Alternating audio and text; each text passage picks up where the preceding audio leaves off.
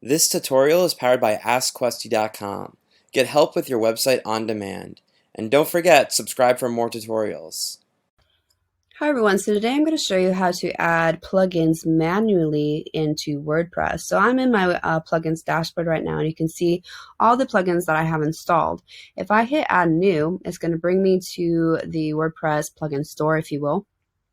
And I can see all the plugins that I can add to my WordPress, but maybe you have a plugin that isn't listed here that you have and you want to install it, maybe from a third-party provider. All you're going to need to do is hit up here, upload plugin, and then you would add the file right here. Make sure it is still zipped. You do not need to extract the plugin.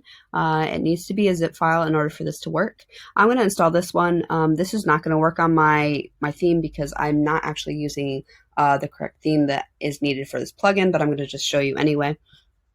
All you would have to do after that is hit install now.